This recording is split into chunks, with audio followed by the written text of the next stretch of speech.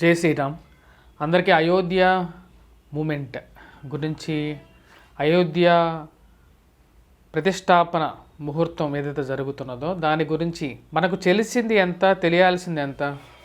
మోడీ యొక్క జీవితంలో చాలా ముఖ్య భాగం వచ్చేటప్పటికి అయోధ్య ఉద్యమం గురించే జరిగిందన్నమాట. ఈ యొక్క వీడియో వచ్చేటప్పటికి టోటల్గా ఏ బిగ్ ట్రిబ్యూట్, అంటే ఎవరైతే ఆర్ఎస్ఎస్ కార్యకర్తలు ఉన్నారో, అలాగే విహెచ్పి విశ్వ హిందూ పరిషత్ కార్యకర్తలు ఉన్నారో, బీజేపీ వాళ్ళు ఉన్నారో, వారందరికీ ఈ యొక్క వీడియో డెడికేటెడ్ అన్నమాట.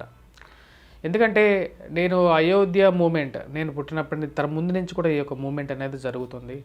దీని గురించి నేను లిటరేచర్గా సెర్చ్ చేస్తూ ఉన్నాను అన్నమాట. అసలు దీని గురించి అసలు ఎంత తెలుసుకోవచ్చు అనేది వెళ్తూ ఉంటే ఇది యొక్క చాలా పెద్దది అన్నమాట. ఇది మనం అనుకున్నట్లుగా ఏదో 20-30 సంవత్సరాల మూమెంట్ అనేది కాదు. దాదాపు 600 సంవత్సరాల నుంచి దీనికి చరిత్ర అనేది ఉంది. అయోధ్యలో ఎన్నో మందిరాలు ఉండొచ్చు, కానీ రాముడు పుట్టినటువంటి స్థానం ఆ యొక్క మందిరం అన్నమాట. ఈ యొక్క బాబర్ ఎప్పుడైతే దీనికి చరిత్ర గురించి వికీపీడియాలో కూడా చాలా సాక్ష్యాలు అనేవి ఉన్నాయన్నమాట. ఎంతోమంది బ్రిటిషర్స్ కూడా వీరిని ఐడెంటిఫై చేశారు. ఏంటి, పైన గోపురం ఏమో మసీదు లాగా, కింద నిర్మాణం ఏమో గుడికి సంబంధితమైనటువంటి కట్టడాలుగా ఉన్నాయని చెప్పేసి ఎప్పటి నుంచో దీన్ని చెప్పడం అనేది ఈరోజు కోర్టు కూడా దానికి ఇచ్చింది. కాకపోతే మోడీకి ఈ విహెచ్పి లీడర్స్గా ఉన్నటువంటి ఎవరైతే ఉన్నారో వారు కృషి చాలా ఎక్కువ అన్నమాట. మనకు తెలిసింది చాలా తక్కువ. మోడీ జీవితంలో 60 సంవత్సరాలు, అంటే 1970 నుంచి మోడీ ఈ యొక్క తన యొక్క కృషి అనేది చాలా ఎక్కువగా ఉంది. ఈ యొక్క టోటల్గా రామ మందిర నిర్మాణం అనేది, దీని వెనకాల ఒక చిన్న స్టోరీ కూడా ఉందన్నమాట. 1970 నుంచి మనం చూసుకుంటే మోడీ తన జీవితంలో ఒక స్వయం సేవక్గా స్టార్ట్ అయ్యి విహెచ్పి కార్యకర్తగా, ఒక ముఖ్యమంత్రిగా, ఒక ప్రధానమంత్రిగా ఎదగడం అనేది జరిగిందన్నమాట. అంటే తన యొక్క జీవిత పయనం అలా జరిగింది. మనం చూసినట్లయితే 1970లో ఈ యొక్క మూమెంట్ అనేది ఎక్కువగా స్టార్ట్ అయ్యింది. 1970లో ఎప్పుడైతే ఈ మూమెంట్ స్టార్ట్ అయిందో అప్పటి నుంచి, అంటే మొట్టమొదటిగా వచ్చేటప్పటికి రామ జన్మభూమిలో రామ మందిరాన్ని పునర్నిర్మించాలి అని చెప్పి స్టార్ట్ అయింది. 1983లో వచ్చేటప్పటికి రామశిలా పూజ అనేది స్టార్ట్ అయిందన్నమాట. దానిలో కూడా వాటి విషయాల్లో కూడా మోడీ పాల్గొనడం అనేది జరిగింది. ఆ యొక్క కార్యక్రమాల్లో కూడా రామశిలా పూజలో పాల్గొన్నారు. అలాగే దీని తర్వాత వచ్చేటప్పటికి లోక్ అదాలత్ మూమెంట్ అనేది జరిగిందన్నమాట. మా అయోధ్య మూమెంట్ అనేది జరిగింది. ఈ మా అయోధ్య మూమెంట్లో వచ్చేటప్పటికి గుజరాత్లో మేజర్గా మూమెంట్ జరిగింది. అంటే ఈ 1989-90లో బాగా జరిగిందన్నమాట. ఈ 90లో వచ్చేటప్పటికి 6 నెలల్లో 10 కోట్ల సంతకాలని, 10 కోట్ల ఇటుకలను రామ మందిర నిర్మాణం కోసం సేకరించడం అనేది జరిగింది. ఆ యొక్క మూమెంట్లో ముఖ్య భూమిక పోషించింది ఎవరంటే ఆ యొక్క రథసారథి వచ్చేటప్పటికి మోడీ అన్నమాట. రథాన్ని నడిపింది మోడీ. కానీ అప్పుడు ఆ టైంకి మురళీ మనోహర్ జోషి మరియు ఎల్కే అద్వానీ గారు చాలా ముఖ్యమైనటువంటి భూమిక పోషించారు. ఎల్కే అద్వానీ గారు, మురళీ మనోహర్ జోషి కూడా చాలా సపోర్ట్ చేశారన్నమాట మోడీకి. మోడీ కూడా అంతే విధంగా పనిచేశారు. 1990లో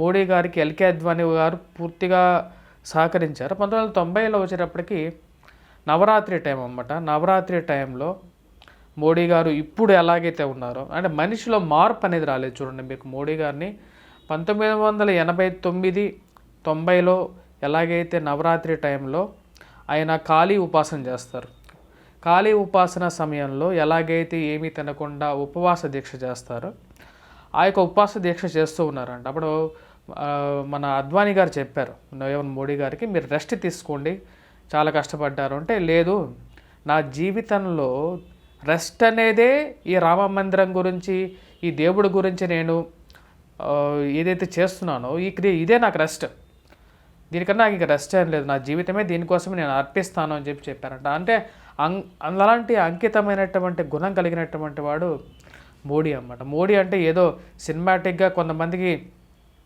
మీకు అది ఇవ్వలేదు ఇది ఇవ్వలేదు అని చెప్పి మనం తిట్టుకుంటూ, కొంతమంది మనం కూడా తిట్టుకుంటూ ఉంటాం. కానీ అలా తిట్టడం కాదండి, ఒక మనిషి వ్యక్తిత్వం అనేది ఎంత గొప్పదో మనం ఆలోచిస్తాం, మనకు అర్థమవుతున్నాం. దీని తర్వాత మనం చూసుకుంటే 1991 ఆ టైంలో బాబ్రీ మసీద్ కూల్చడం అనేది కూడా జరిగింది.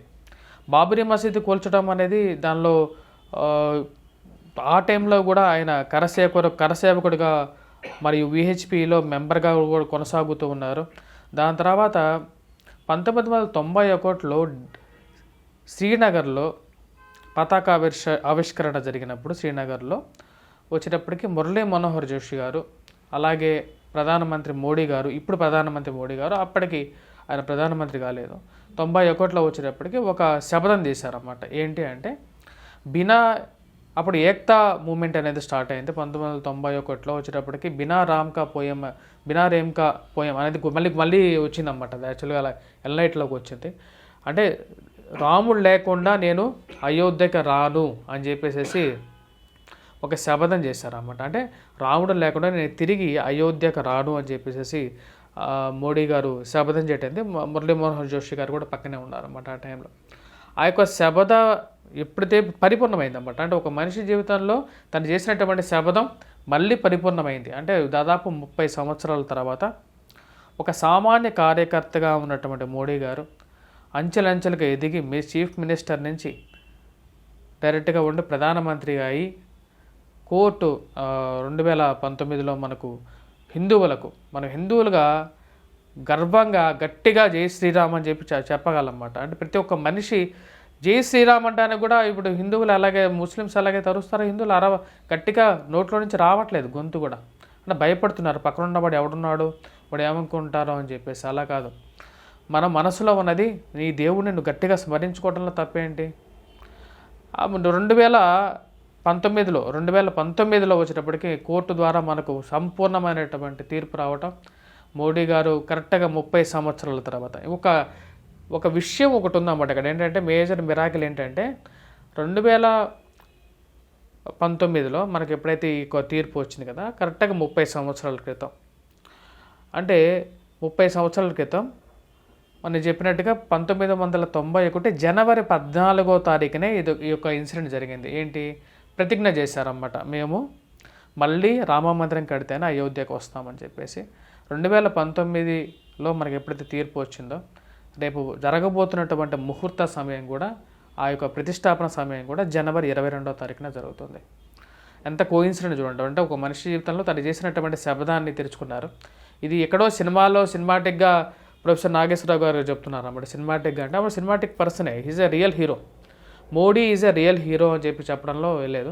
దీనిలో ఒక్కరే కాదు రియల్ హీరో, ఎల్కే అద్వానీ గారు, మురళీ మనోహర్ జోషి గారు, ఎంతోమంది తెలియనటువంటి కరసేవకులు, VHP leaders, VHP members, Bharatiya Janata పార్టీకి సంబంధితమైనటువంటి కార్యకర్తలు అందరూ, ప్రతి ఒక్కరూ దీనిలో చాలా చాలా ముఖ్యమైనటువంటి భూమిక పోషించారన్నమాట. ఎందుకంటే హిందువులందరినీ ఏకతాటికి తీసుకొచ్చారు.